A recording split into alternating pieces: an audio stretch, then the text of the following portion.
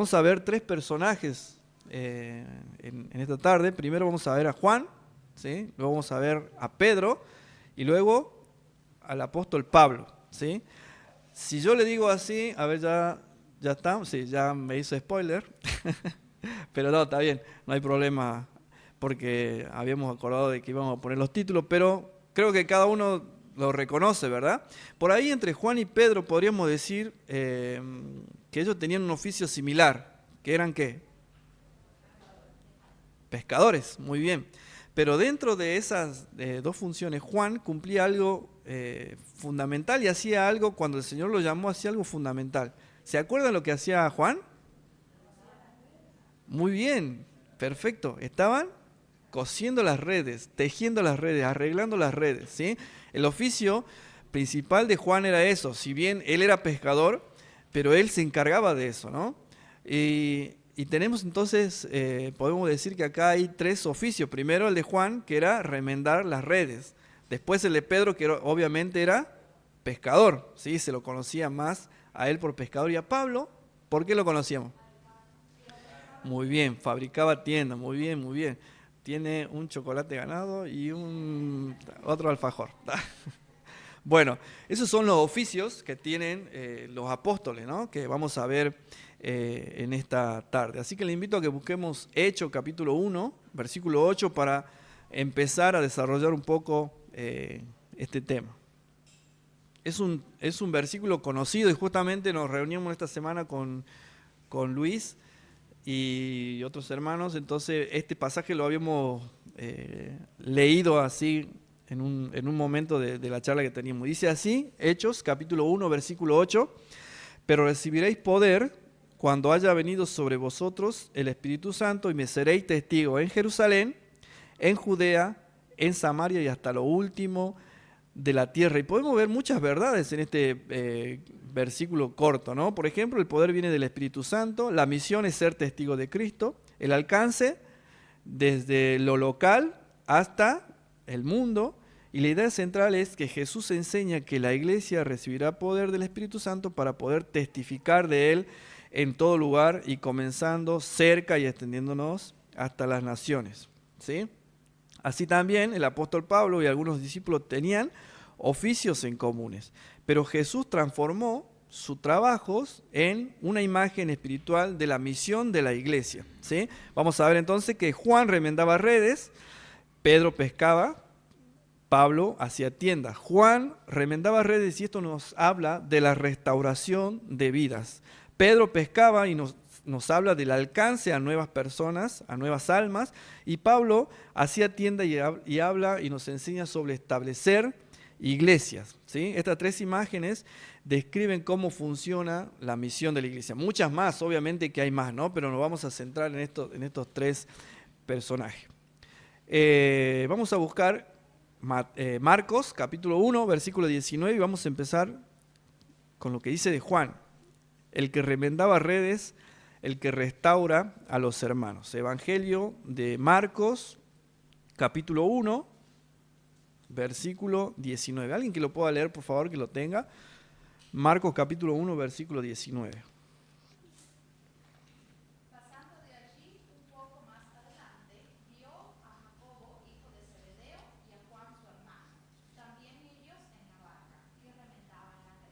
Muy bien, ahí está el pasaje que decíamos, cómo fue encontrado, cómo el Señor llamó a Juan, ¿no?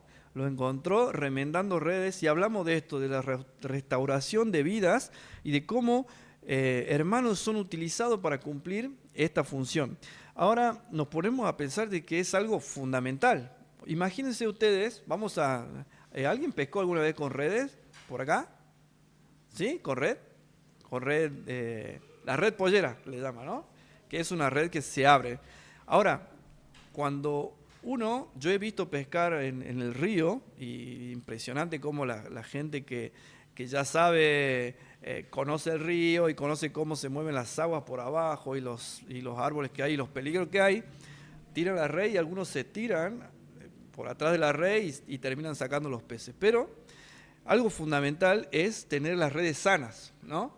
Que desperdicio sería que día tras día un pescador saliera con su red rota. Seguramente no volvería quizás con algunos peces, pero no con la cantidad claro, deseable, o que sea algo que sea útil, una red útil.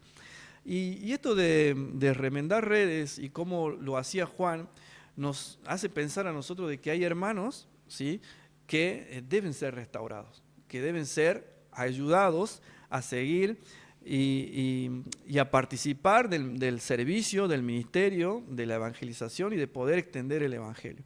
Así como una red que no está adecuada para pescar, obviamente la iglesia, cuando sufre con estos hermanos que no, perdón,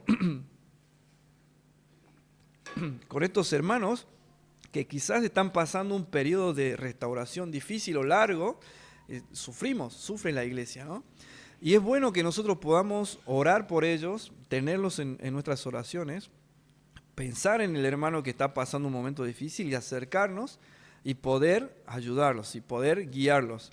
Fíjense lo que dice Gálatas capítulo 6, versículo 1.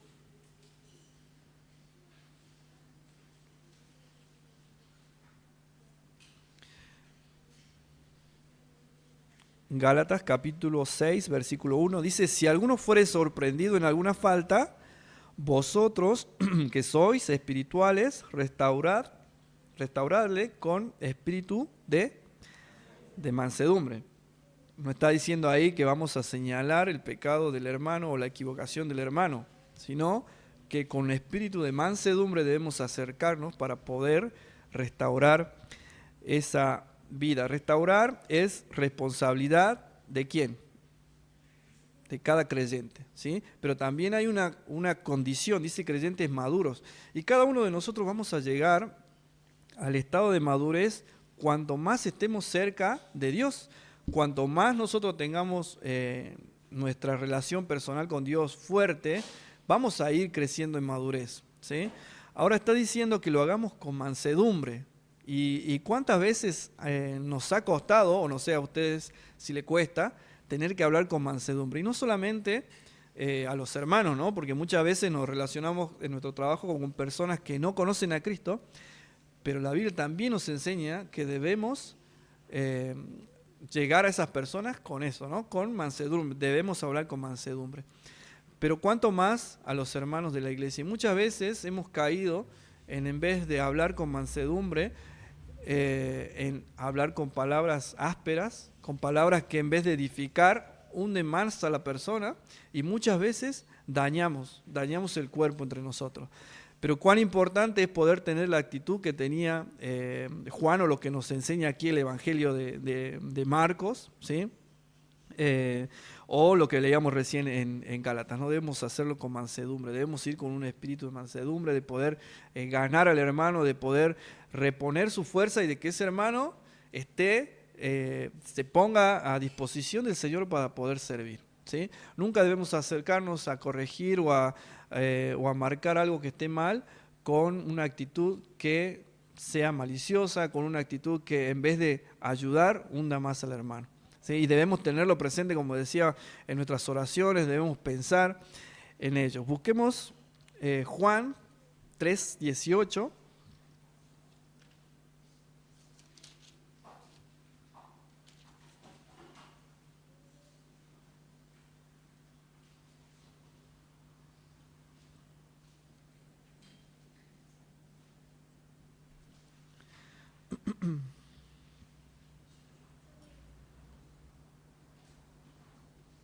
Juan 3:18.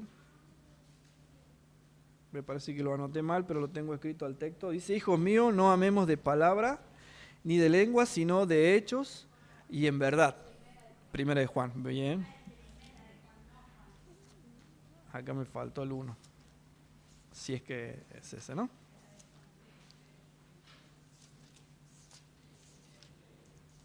Bien.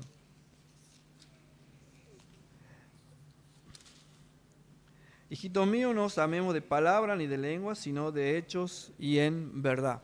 Y volvemos a lo mismo, ¿no? A entender de la función de Juan, que era restaurar las redes, y nosotros como hijos de Dios tenemos también que tener esta actitud de no solamente amar de palabra, porque muchas veces decimos, sí hermano, voy a estar orando por usted, voy a estar orando por la situación que está pasando, sí, voy a estar orando para que el Señor provea el trabajo que usted necesita, pero nos enseña la palabra que debemos no solamente hablar de palabras, sino de hechos, ¿sí? De realmente tomar el compromiso de orar por un hermano, recordarlo en nuestras oraciones, y si tenemos que suplir una necesidad que podamos, ya sea económica o de acompañamiento o de algún bien que necesite para el hermano y nosotros podemos hacerlo, también debe estar en nuestro corazón poder, digamos, ayudar a nuestro hermano de esa forma, ¿no? Y podemos ver que cuando una persona habla y corrige con amor, los resultados son evidentes, ¿sí? Esa persona entiende que Dios mismo está hablando a través de su hermano o del hermano cuando él lo quiere corregir, y muchas veces ganamos a nuestro hermano por la forma en la cual nosotros expresamos lo que la palabra está diciendo. ¿Sí? Muchas veces hay cosas duras que la palabra dice que debemos corregir, pero cuando un hermano está alineado con lo que el Señor dice y tiene las palabras justas para poder hablar, gana a su hermano. ¿Sí? ¿Cuántos hermanos han sido ganados por el amor, por la paciencia? Porque recordemos y vamos haciendo esta figura del oficio que tenía Juan, porque hay que tener paciencia para estar ahí cosiendo y poniendo en forma nuevamente la red. Entonces con paciencia también, así como alguna vez a nosotros nos tuvieron paciencia, nosotros también debemos hablar con amor y con paciencia. Yo recuerdo siempre, y creo que alguna vez ya lo he contado, había un hermano que me iba a buscar cuando yo era adolescente, iba siempre, iba muchas veces a mi casa y tenía un Falcon, me acuerdo. Yo escuchaba el motorcito del auto, ya sabía que era él, y a veces o me iba o me escapaba o me escondía por ahí. Pero siempre el hermano estaba, ¿no? Iba, yo sabía que los jueves a las 8 empezaba la reunión, 7:30 él pasaba por mi casa, seguro, no había forma de que no pase para saber si iba a la reunión o para visitar a mi familia, pero siempre. Y a mí esa constancia de ese hermano de siempre, pero ¿por qué siempre me pasa a buscar a mí? ¿Por qué siempre? Entonces uno piensa y se da cuenta después que las personas que realmente aman a los hermanos buscan eso, ¿no? Buscan el bienestar. Y él estaba buscando un bien para mí porque sabía de que estar en la iglesia y aprender de su palabra era un bien para mi vida. Entonces su amor, su paciencia y la forma en la cual él predicaba y hablaba también ganó mi corazón en ese sentido, ¿no? Entonces uno puede decir que la paciencia de Dios se muestra a través de los hermanos. Y ahora surge esta pregunta, ¿soy paciente cuando pasa algo? Cuando mi ministerio por ahí está flaqueando o cuando no responden los hermanos para decir, bueno, hoy hay que hacer esto y no responden o no venimos, soy paciente para esperar el momento que el Señor hable al corazón de cada uno y pueda esa persona obedecer al llamado del Señor. Qué importante es entonces hablar con amor, ser pacientes y estar dispuestos a que nuestro hermano se restaure, que pueda tener una vida restaurada para poder acompañarlo en el ministerio, ¿no? Y el segundo personaje que vamos a ver es Pedro, ¿sí? Vamos a buscar Mateo 4:19.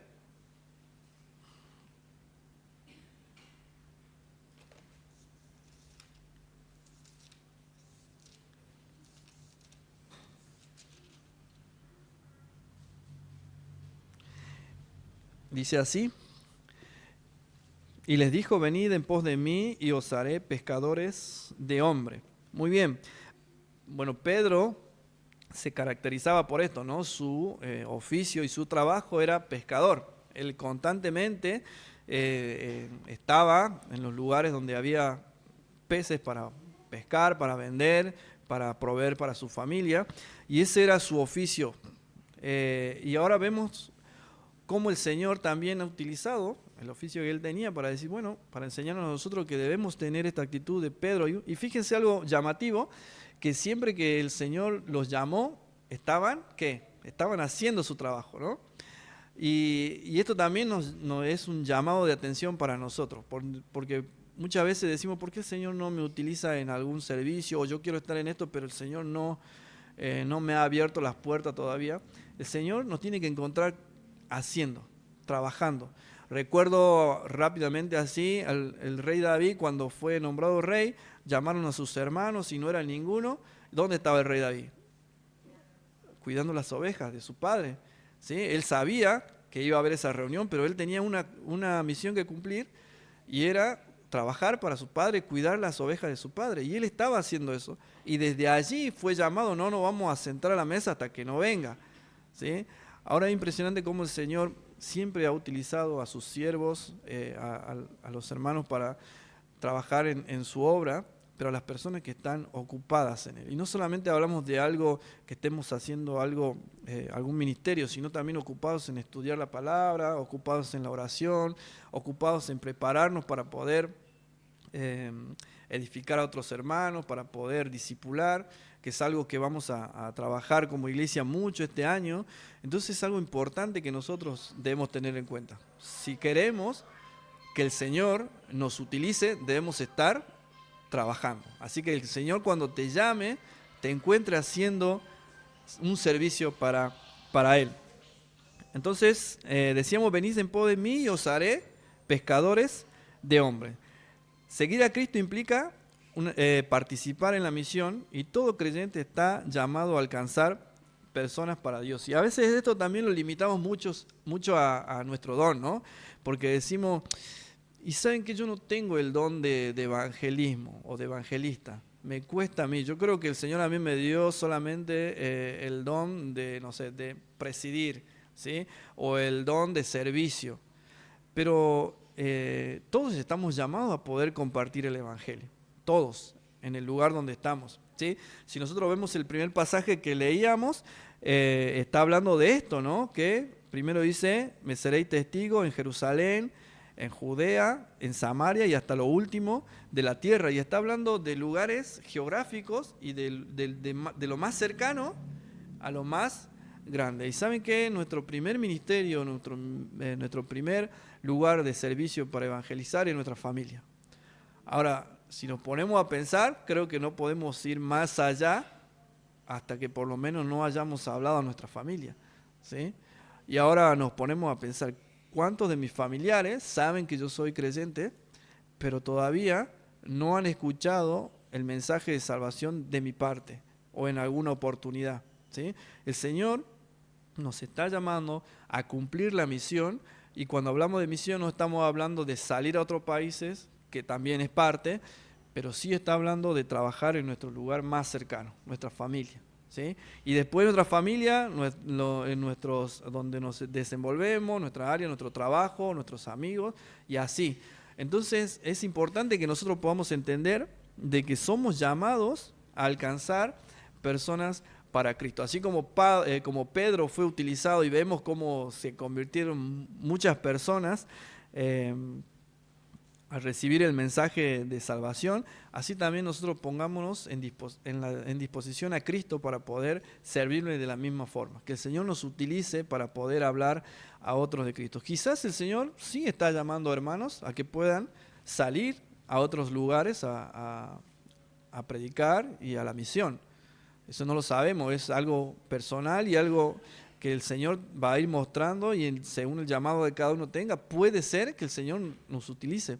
Pero debemos empezar primeramente nosotros, en nuestro lugar más cercano.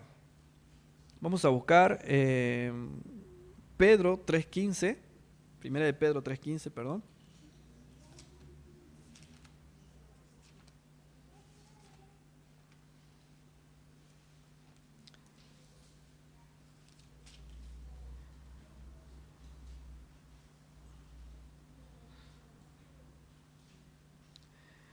Dice así, sino santificad a Dios el Señor en vuestros corazones y estad siempre preparados para presentar defensa con mansedumbre y reverencia ante todo el que os demande razón de la esperanza que hay en vosotros. Está hablando de prepararnos para poder hablar a otros de Cristo, ¿no?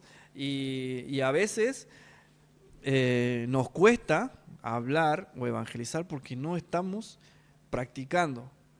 No estamos practicando el poder hablar a otros de Cristo. Qué importante es poder tener en claro que el objetivo de venir a la iglesia para poder recibir el mensaje de la palabra es que nosotros podamos salir en la semana o donde estemos y podamos tener el tiempo de poder hablar a otros de Cristo. Y sabemos, y es una satisfacción enorme cuando uno tiene la posibilidad de compartir el Evangelio con alguien y esa persona entiende el Evangelio y recibe a Cristo en su corazón. Uno desborda de alegría, ¿sí? Porque el Señor lo está utilizando para poder llevar su palabra a otras personas. Y esa satisfacción deberíamos buscar cada día nosotros. En todo momento el Señor nos da oportunidades para que podamos hablar a otros de Cristo. Un pescador vive pensando en la pesca. Hay algo que una vez un predicador Moody dice que llega de una reunión y le preguntan, ¿no?, cómo había estado la reunión, qué tal le pareció, estuvo bien, sí, estuvo muy bien. Le explicó que había predicado y le dice, ¿y recibieron a Cristo algunas personas? Y Moody le responde, sí. Le dice 2,5. Y la persona quedó como, ¿cómo que 2,5? Y pensó, 2 personas mayores y un niño, le dice así. Y Moody le responde, no, 2 niños y un mayor. Entonces después le explica, porque también es desconcertante pensar en esto, porque decía que él lo pensaba como si él fuera el niño, él decía que iba a tener más tiempo para predicar. Entonces su pensamiento estaba en tener tiempo para poder predicar, porque sabía que una persona mayor tenía menos posibilidades haciendo esa comparación con tiempo, ¿no? Pero Moody pensaba todo el tiempo en hablar a otros de Cristo. Y él le explicaba esto, ¿no? Y cuántas veces nosotros también debemos tener esta actitud de pensar en todo el tiempo de que hay personas que no conocen a Cristo todavía. Y hay personas que lamentablemente están partiendo de este mundo sin conocer a Cristo. Y muchas veces son personas que hemos conocido o son personas en las cuales quizás el Señor nos ha dado la oportunidad de hacerlo y no lo hemos hecho. Que el Señor nos ayude a poder tener esa pasión que tenían los apóstoles, que podían tener el Señor mismo al ver la multitud. Dice que los veía y tenía compasión de ellos porque andaban como ovejas sin pastor. Y el Señor veía a esas personas que estaban perdidas, ¿sí? Y así nosotros también debemos tener esta actitud de poder pensar todo el tiempo y decir, Señor, dame la oportunidad de poder hablar a una persona de Cristo, ¿sí? Y en tercer lugar, podemos ver a Pablo. Bueno, Pablo, como decíamos, él se dedicaba a fabricar tiendas, ¿no? Y qué importante es esto, porque hablando de tiendas y de casas, porque en ese lugar, en el desierto, no eran las casas como las solemos ver quizás más en la parte donde es más poblada, pero en los desiertos las tiendas eran fundamentales, ¿sí? Porque cubrían del sol, del viento, de los fríos, porque en la noche también hacía frío. Entonces podemos ver que Pablo siempre estaba trabajando en eso y él también mantenía su servicio y su ministerio con el trabajo que él hacía, ¿sí? Todo el tiempo que él sirvió al Señor también estuvo trabajando. Después ya hubo momentos en que fue encarcelado, obviamente ya no podía hacer nada de esto, pero podemos ver que el Señor lo utilizó también como figura. Y el Señor también nos está enseñando que debemos nosotros buscar extender la iglesia. Y sabemos de que la iglesia también tiene este llamado. Y cada uno de nosotros somos llamados a ser parte de esa misión, porque es también parte de la misión. Hechos capítulo 18, versículo 3 dice, y como era del mismo oficio, se quedó con ellos y trabajaban juntos, pues el oficio de ellos era hacer tiendas. Y hablando de lo que decíamos recién de Pablo. Pablo sabía cuál era su trabajo, pero el Señor también después lo utilizó para esto, ¿no? Para fundar iglesias. Porque donde él iba, predicaba el evangelio, los reunía, se reunían en hogares, y esos hogares después, con el tiempo, terminaban siendo iglesias, ¿no? Y qué bueno es que nosotros como parte de la iglesia local, pensemos en esto. Nosotros tenemos un lugar donde estamos trabajando ahora con niños, pero el Señor también va a desafiar a la iglesia y a cada uno de nosotros a poder extendernos en ese lugar para poder formar una iglesia. Y vamos a necesitar todos apoyar a ese lugar, ¿sí? Si bien quizás no podamos estar todos físicamente en ese lugar, pero sí podemos apoyar orando, viendo las necesidades, preguntando, ¿sí? O buscando material para que las cosas que se puedan hacer en ese lugar. Entonces es importante que todos, como iglesia, podamos tener este pensamiento. Así como Pablo fue utilizado de esta forma, nosotros también podemos tener ese llamado a poder ir, digamos, buscando otro lugar para poder trabajar como iglesia. Busquemos Efesios capítulo 2, 19 al 22.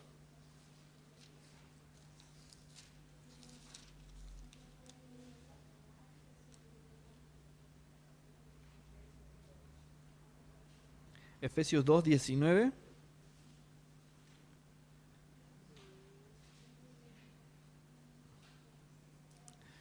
¿Alguien que lo pueda leer, por favor?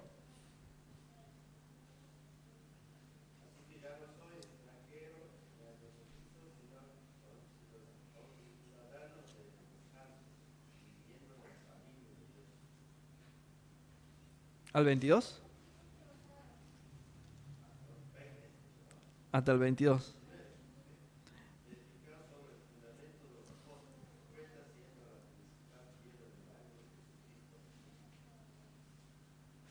¿En quién? 21. En quien todo el edificio, bien coordinado, va creciendo para ser un templo santo en el Señor, en quien vosotros también sois juntamente edificados para morada de Dios en el Espíritu. Entonces, la iglesia es descrita como un edificio espiritual donde Cristo es el fundamento, Cristo es el centro de todo. Entonces nosotros debemos pensar también en esto, ¿no? De que podemos extender el Evangelio a otros lugares y que el Señor pueda utilizarnos a cada uno de nosotros. Entonces hemos visto tres personajes. Juan nos recuerda que hay redes que reparar, ¿sí? Hermanos cansados, heridos y caídos que necesitan restauración para que podamos nosotros acompañarlos. Pedro nos recuerda que hay redes que lanzar y hay muchas personas que aún no conocen a Cristo y que podamos nosotros ser esos canales para llegar a conocer a Cristo. Y Pablo nos recuerda que hay tiendas que levantar, lugares donde los nuevos creyentes puedan crecer y ser discipulados. Surge unas preguntas acá. ¿Estoy ayudando a restaurar a alguien que está débil?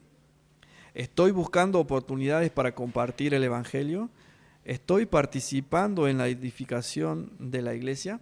Que el Señor nos ayude a poder ser conscientes de lo que la misión conlleva y que podamos nosotros ponernos a disposición de Él para poder servirle. Que podamos en este tiempo de pasar los símbolos, recordar que todo esto que nosotros hablamos de la fundación de la iglesia y de que el Señor nos utilice para restaurar, de que el Señor nos utilice para evangelizar, alguien lo ha hecho en nuestras vidas, ¿sí? Alguien te ha presentado el Evangelio de salvación y el Señor Jesús ha dejado su vida por cada uno de nosotros. Entonces venimos en este tiempo a recordar esto, que el Señor sea el centro de lo que celebremos en esta cena.